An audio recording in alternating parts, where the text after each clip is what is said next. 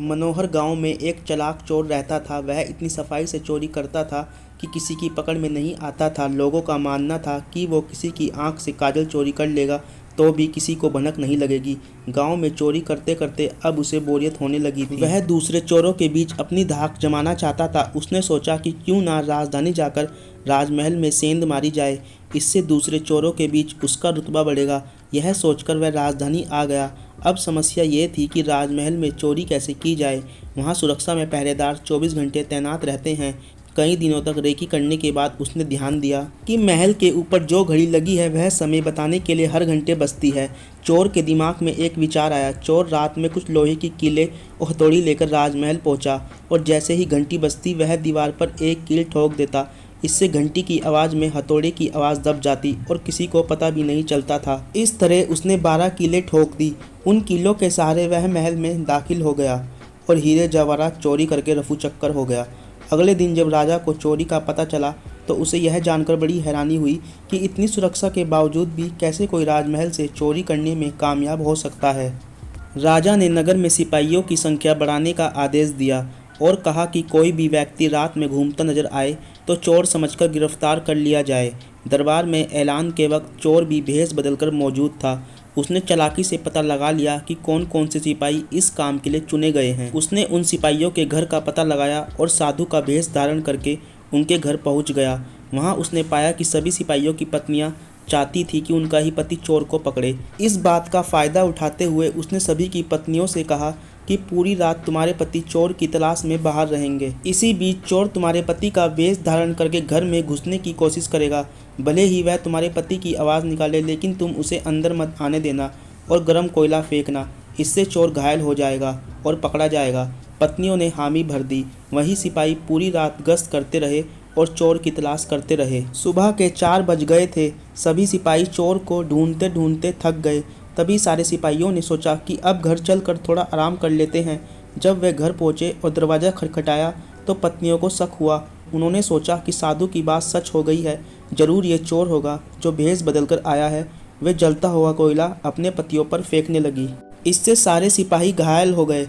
उन्हें अस्पताल में भर्ती कराना पड़ा। दूसरे दिन राजा को जब सारी बात पता चली तो वह चिंतित हो गया। उसने फौरन कोतवाल को आदेश दिया कि जितनी जल्दी हो सके उस चोर को पकड़कर हाजिर किया जाए। कोतवाल ने शहर में पहरा देना शुरू कर दिया। इस दौरान कोतवाल को एक युवक आता दिखा। कोतवाल ने उस लड़के से पूछा, कौन हो तुम? युवक ने कहा, मैं चोर हूँ। कोतवाल को यकीन नहीं हुआ। भला इस तरह कोई खुद को चोर कैसे बता सकता है?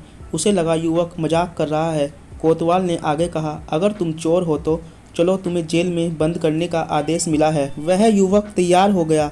कोतवाल उसे लेकर एक कमरे में गया, जिसे देखकर युवक ने बोला कि कोतवाल साहब, इस जेल को तो कोई भी खोल सकता है। कोतवाल बोला, इसे खोला नहीं जा सकता। युवक बोला, आप अंदर जाइए, मैं बताता हूँ इसे कैसे खोल सकते हैं। कोतवाल मान गया। जैसे ही अंदर गया, चोर ने दरवाज़ा बंद करके लॉक कर दिया और हंसते हुए बोला, मैंने पहले ही बोला था मैं चोर हूँ। आप माने नहीं। कोतवाल पूरी रात जेल में बंद रहा। सुबह सिपाहियों की मदद से कोतवाल किसी तरह जेल से बाहर आया और राजा के पास पहुंचकर उसने सारी कहानी सुनाई।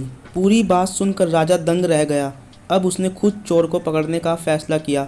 रात होने पर राजा ने गश्त देना शुरू कर दिया। इसी दौरान चोर ने साधु का भेष बनाया और एक पेड़ के नीचे धूनी जमाकर बैठ गया। गश्त के दौरान राजा इधर उधर चक्कर काट रहा था।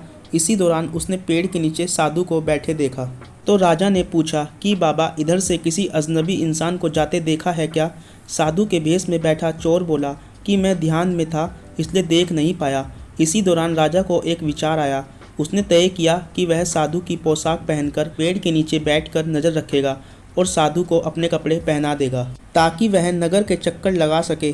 पहले तो चोर इस बात पर राजी नहीं हुआ, लेकिन काफ़ी चर्चा के बाद वह राजा के कपड़े पहनने के लिए राजी हो गया। राजा साधु के भेष में पेड़ के नीचे बैठ गया। इस दौरान चोर ने राजा के कपड़े पहने, घोड़े पर बैठा और महल जाकर आराम से सो गया। जब पूरी रात गुजर गई, सुबह के 4 बजे के करीब राजा को लगा कि वह साधु तो अब तक लौटा नहीं और ना ही कोई अजनबी इस रास्ते से गुजरा, तो उसने महल लौट जाने का फैसला किया। जब वह महल के फाटक के पास पहुंचा तो पहरेदारों ने सोचा कि राजा तो काफ़ी पहले महल आ चुका है, यह जरूर कोई बहरूपिया है। उन्होंने राजा को बहरूपिया समझकर जेल में डाल दिया। भोर होने पर एक संतरी ने राजा को पहचाना और जेल से बाहर निकाला। वह राजा के पैरों पर गिरकर माफ़ी मांगने लगा। राजा ने उसे माफ़ कर दिया। राजा ने महल पहुंचकर देखा कि चोर रात भर उसके बिस्तर पर सोया और उसी की पोशाक में फरार हो गया। अगले दिन राजा ने ऐलान किया कि अगर चोर उसके सामने आ जाएगा तो उसे बख्श दिया जाएगा, साथ में उसे इनाम भी दिया जाएगा। चोर वहां मौजूद भीड़ से निकलकर बोला कि मैं ही चोर हूं। सबूत के तौर पर उसने राजा को उसकी पोशाक दिखाई और चोरी का सारा सामान भी वापस कर दिया। राजा ने अपने वादे के मुताबिक चोर को माफ़ कर दिया। राजा ने भेंट में उसे एक गांव दिया, साथ ही वादा लिया कि भविष्य में वह कभी चोरी नहीं करेगा। इस तरह चतुराई के बल पर चोर ने खुद को साबित किया और खुशी खुशी जीवन व्यापन करने लगा। कहानी से सीख: अगर इंसान में बुद्धिमानी और समझदारी है तो वह विषम परिस्थितियों में भी खुद को साबित कर सकता है।